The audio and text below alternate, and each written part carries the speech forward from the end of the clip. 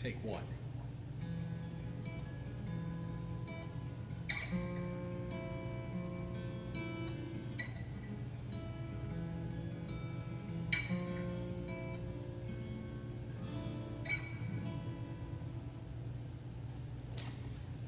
In New York Harbor stands the Statue of Liberty.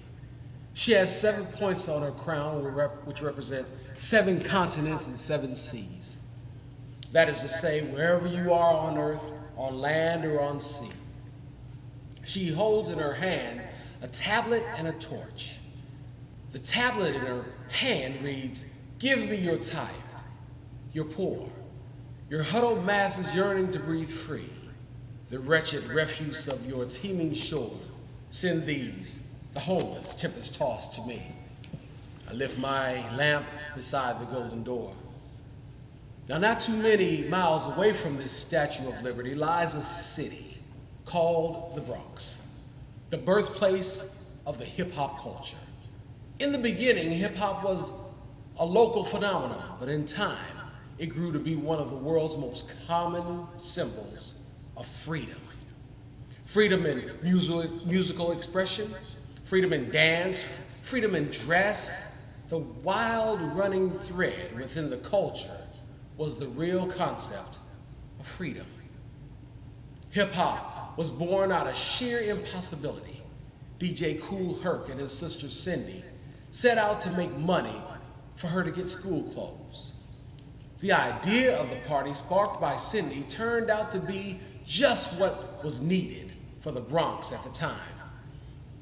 What began as a one-night party in the Bronx during the summer of 1973 resulted in a lifestyle that has covered the globe from then even until now.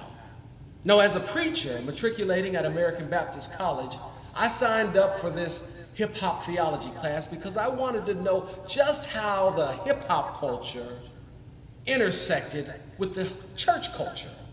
What I mean by that is, what do the two have to do with each other, and how can each be useful for the other? Today I want to explore that intersection, the place where hip-hop meets the church.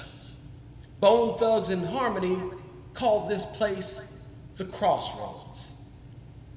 Now, I have asked myself the question, why would a non-Christian ever come to the church? And for that matter, why would a non-hip-hop listener ever listen to hip-hop? Well, I believe the answer is found in the answer. Humans are ever searching for answers, but answers are hardly, if ever, found. 2 ways of thought have sought to rise to the occasion to answer life's toughest questions: hip-hop and the church. What a revelation. These 2 things may hold the answers to many of the questions our black youth, as well as other youth, question most about life. Questions such as, what is the meaning of life? What is my individual purpose? What do I do with the pain and conflict within my soul? And questions like, where do I go when I die? These and many other questions become relevant right when a teenager becomes an adult, and sometimes people bloom later and start asking these questions in their 30s and 40s.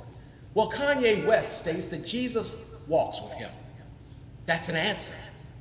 In the song entitled Jesus Walks, Kanye uses hip-hop to inform his listeners that Jesus walks with various kinds of people. It is the view of Kanye that even hustlers, killers, murderers, and drug dealers, even strippers, Jesus walks with them.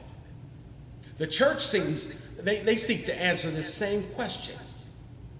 They supply the answer for those that are seeking answers with John, 1 John 1 and 9, where it states, if you confess your sins, he is faithful and just to forgive you your sins and cleanse you from all unrighteousness. Both hip-hop and the church stand just as the Statue of Liberty. They invite all people from everywhere, wherever you are. They invite you to a place of freedom. This freedom is found in the church, and this freedom is found within hip-hop.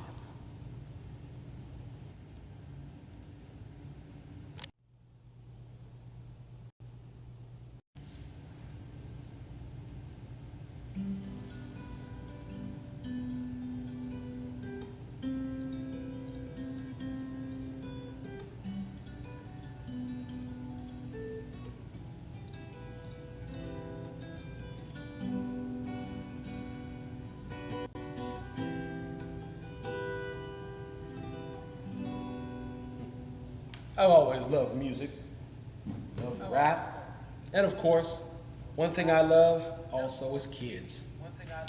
During each school year, children sit in class to find answers to some of the life's basic questions. One thing you will never hear a teacher teaching kids is that they live in a patriarchal society. No one ever seems to want to talk about that. But children are submerged in this way of life every day. By the time these kids become teenagers, they have already been inculcated with the philosophy that men are the top of the human chain and women are somewhere found by the bottom. This is where misogyny and degrading women enter into the hip-hop game. Since music is a universal language, music companies found it beneficial to force these artists to put misogynistic lyrics in their songs, so now children that grew up with a patriarchal backdrop for their understanding now hear music that strongly states that women should be degraded and that they are nothing more than sex objects. Hip-hop is faced with a choice of morals and ethics. It has to decide if money is its leader or is the art form. What does the art form mean to them? What does the culture mean to them? The question is who decides on hip-hop's direction about morals and ethics. My guess is each individual artist.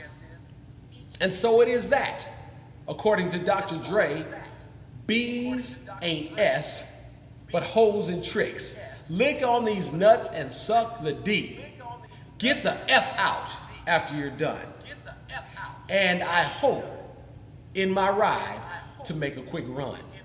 That's how Dr. Dre decides to have his morals and his ethic to degrade women. And to these derogatory style lyrics, Evelyn Brooks Higginbottom fires back with hopes to see men be more proactive in putting forth what she calls the politics of respectability. That is, she would like to see men stop degrading women and begin to believe women are worthy of protection by real men.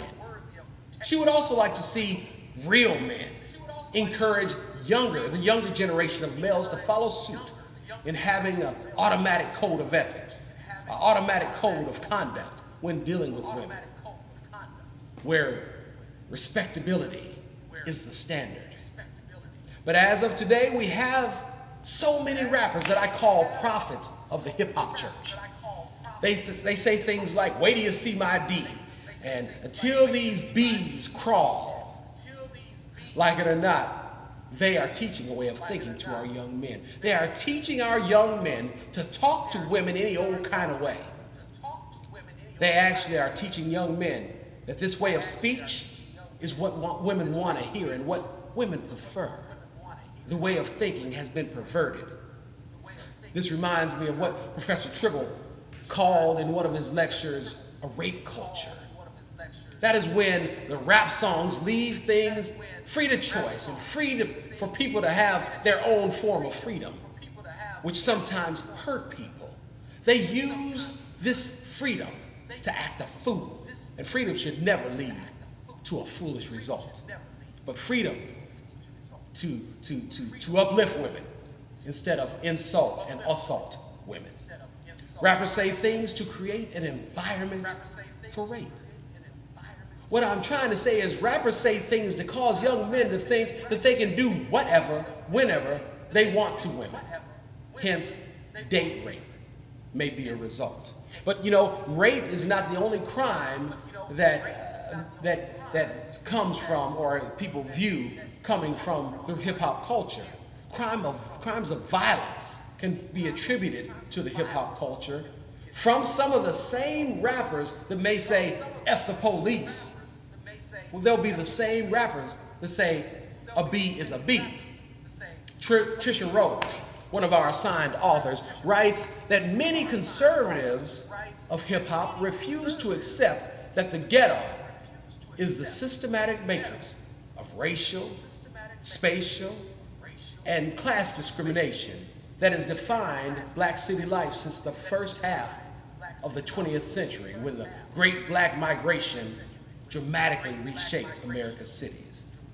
One of such cities produced the hip-hop culture. And this particular city has been somewhat dysfunctional for decades, which is why hip-hop has its good, its bad, and its ugly.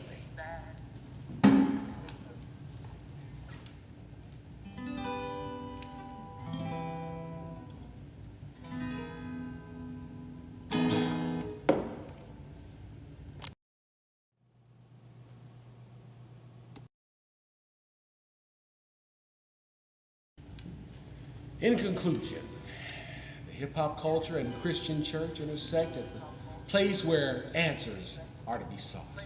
Who am I? What is my purpose in life? What do I do with all this pain and conflict within my soul? Where will I go when I die?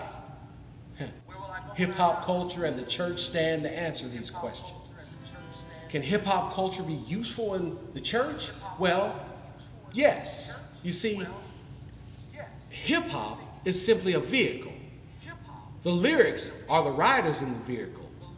These riders will either be evil or good. If the lyrics are good and work well with the Christian church culture, then hip-hop will be beneficial.